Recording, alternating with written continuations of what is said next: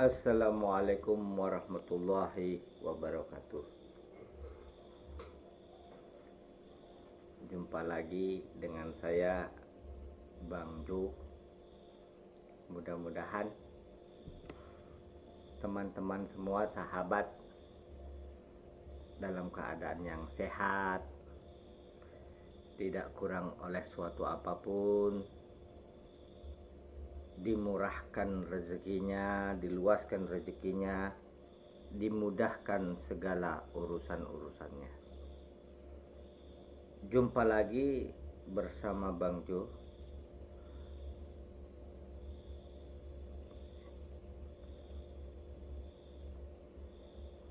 Sebelumnya Bang Jo menyampaikan kabar duka ya.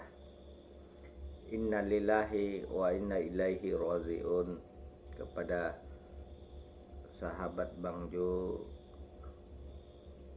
Beliau seorang syahid ya. Bahkan kalau dibilang anak istrinya tidak mengetahui bahwasanya beliau syahid, tapi saya tahu beliau syahid. Beliau bahkan menutupinya. Beliau itu kuli panggul di pasar ya, ngangkut apa aja.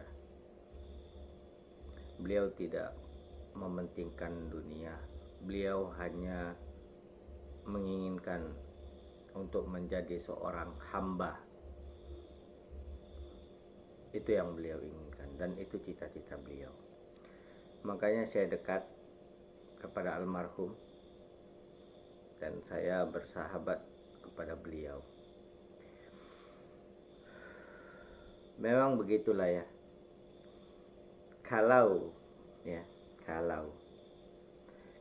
orang sudah mengerti akan dari mana dirinya dan kemana akhirnya, orang itu nggak akan protes apapun ya, nggak akan protes.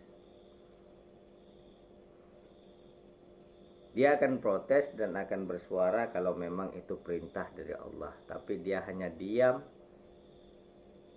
dan menonton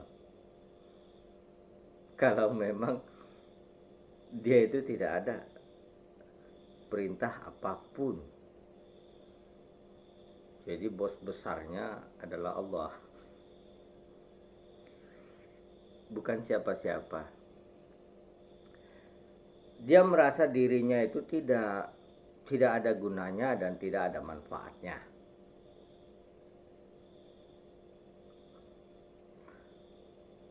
Waman arafa nafsah faqad arafa rabbah, waman arafa rabbah fasajal jasada. Jadi memang ya, orang itu tidak merasa berguna. Yang berkehendak hanya Allah. Yang super power hanya Allah. Dia tidak merasa berguna untuk istrinya. Dia nggak merasa berguna untuk anaknya. Begitu juga dia tidak merasa berguna untuk suaminya dan dia tidak berguna untuk anaknya. Kalaupun dia sudah mati, wafat, dunia ini tetap berjalan. Jadi dunia ini tetap berjalan seperti sedia kala, baik dia ada maupun dia wafat.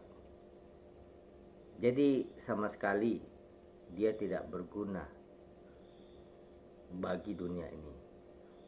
Bukan hanya tidak berguna bagi dunia ini, dia pun tidak berguna bagi suaminya, istrinya, anaknya. Karena begitu dia wafat, itu akan terbukti. Suaminya tetap menjalankan hidup dan suaminya juga bisa menikah dengan wanita yang lain, bisa juga, ataupun istrinya tetap menjalankan hidup dan istrinya menikah dengan pria lain, dan juga anaknya tetap menjalankan hidup di dunia ini dan tetap bisa tertawa dan bergembira tanpa dirinya dan menjalankan hidup seperti biasanya. Disitulah kita tahu bahwasanya ya, aku tidak berguna bagi dunia, termasuk bagi keluargaku. Kenapa? Karena kenyataannya dunia tetap berjalan dan keluarga yang kutinggalkan tetap menjalani hidup, bisa tertawa, bisa berkata, bisa berbuat, bisa tersenyum, bisa bersedih. Jadi dunia itu begitu dia mati, dunia itu tidak berhenti. Begitu dia mati, suami kita pun merasa frustasi langsung mati, tidak hidup lagi. Atau istri kita begitu kita mati, istri kita langsung mendadak mati. Nah, begitu juga anak kita mendadak mati. Ya tidak. Semua tetap berjalan seperti apa yang ditakdirkan oleh Allah Subhanahu wa Ta'ala yang Maha Memberi hidup. Jadi saya salam kepada suku-suku di Indonesia semua ya, suku-suku semua saya salam, termasuk ras Yahudi, itu suku juga, itu ciptaan Allah juga ya, kita harus menghormati. Gimana ya, mereka itu memang ras Yahudi itu Allah memberikan peringatan-peringatan dalam menghadapi ras Yahudi di dalam Al-Quran. Begitu banyak ya. Tapi bukan berarti kita sebagai ciptaan Allah untuk membenci mereka, mewaspadai mereka itu perlu. Karena di dalam Al-Quran juga dikatakan sebahagian dari mereka menjadi teman-teman kita, dan sebahagian dari mereka menjadi musuh-musuh kita. Jadi ada yang jadi musuh, ada yang jadi temannya. Cuman kita harus mewaspadai. Bukan berarti kita membenci ataupun menghinakan mereka, itu tidak. Ada ya, kalau ada ya. Kalau ada kiai-kiai atau ustadz atau siapapun yang mendukung mereka, yang mendukung mereka itu perbuatan haram. Ibaratnya mendukung mereka bahwasanya mereka adalah keturunan Rasulullah, zuriatnya Rasulullah, itu adalah sebuah kezaliman. Kenapa mendukung mereka adalah sebuah mendukung mereka adalah keharaman, perbuatan keharaman. Karena yang didukung tadi adalah orang-orang yang zalim. Ketika dia menyatakan dirinya itu adalah keturunan Rasulullah, maka disitulah letak kezalimannya. Ya, disitulah letak kezalimannya. Kenapa dibilang zalim? Pertama, letak kezalimannya itu terhadap leluhurnya. Leluhurnya itu ras Yahudi, tidak diakuinya, bahkan dibuangnya, dicampakkannya. Dia tidak mengakui. Nah, inilah yang menyatakan dia itu zalim kepada leluhurnya. Tuh. Setelah itu dia zalim kepada zuriyah yang memang benar-benar zuriyah Rasul, dia zalim. Zalim di mana? Tidak mengakuinya, bahkan menghinanya. Ini zalim. Jadi orang-orang yang mendukung, ya, yang mendukung mereka ini, mereka yang zalim ini tadi, yang pertama dia membuang daripada leluhurnya, yang kedua dia menghinakan zuriyahnya ahlul bait sampai yang terhubung kepada Rasulullah. Jadi dalam dua hal itu dia dikatakan zalim. Nah, orang yang mendukung itu perbuatannya haram. Ya. Jadi udah paham ya. Jadi nampak ya, walaupun dia mengerti akan mantik, balaghah, nahwu, shorab, semua mengerti, ya, mengerti semua, seakan-akan dia tinggi, berilmu, ya. Tapi dia bodoh. Dia bodoh. Kenapa? Orang kalau jatuh itu dengan batu yang kecil. Tidak ada itu orang jatuh dengan batu, tersandung dengan batu yang besar. Orang tersandung dengan batu yang kecil. Karena apa? Karena batu kecil tidak nampak. Kalau batu besar nampak, tidak mungkin tersandung kecuali orang buta. Ya. Nah, begitu juga ini tadi. Orang berilmu tinggi katanya. Tinggi, bahwasannya luas, ini itu pinter gitu. Tapi bodoh dan goblok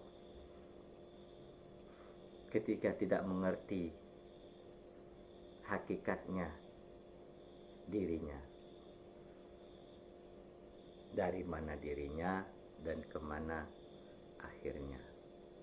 Sehingga perbuatan dan perkataannya hanya mengikuti hawa nafsunya. Hati-hati, nafsu baik pun itu nafsu mulhamah.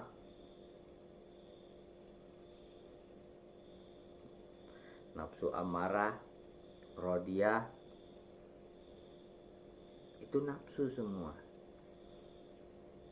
Jadi ada juga nafsu yang baik itu menimbulkan dosa, ada. Itu nantilah ya, kalau itu tentang makrifat. Wal ma'rifatun roksun malin. Jadi wal ma'rifatun roksun malin itu dalam. Saya nggak mengerti lah. Nah, begitulah. Jangan merasa super power. Jangan merasa dibutuhkan. Ingat, dari mana kita dan kemana akhirnya. Kita dari Allah dan kembali kepada Allah. Ingat juga tugas kita itu apa diciptakan oleh Allah. Tidak Allah ciptakan jin dan manusia hanya untuk berbakti kepada Allah. Jadi tugas kita bukan sebagai bukan menjadi tabib, bukan menjadi guru, bukan menjadi tentara ataupun aparat-aparat, baik aparat pemerintahan, pejabat ini itu bukan diciptakan untuk menjadi pedagang, bukan diciptakan untuk menjadi driver atau apapun ya. Tidak.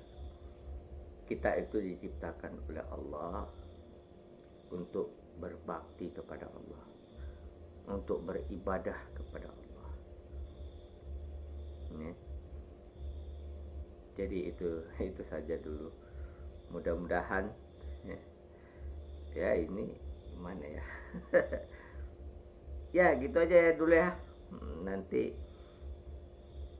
kalau ada lagi waktu bisa ngobrol lagi. nggak perlu subscribe. YouTube ini nggak perlu di subscribe, ditonton. Saya dapat pelajaran dari sini, Anda dapat pelajaran, sudah cukup, tidak perlu di subscribe. Kadang-kadang saja tonton. Kalaupun sudah 1 menit 2 menit, udah yang lain aja, channel lain aja, channel saya nggak usah. Nggak usah, nanti janganlah ya. Bagi yang memerlukan aja tonton, bagi yang nggak perlu masih banyak kok yang bagus-bagus yang ditonton, yang baik-baik, ya kan. Kalau saya nggak baik, ya jangan ditonton. Kayak gitu aja. Assalamualaikum warahmatullahi wabarakatuh.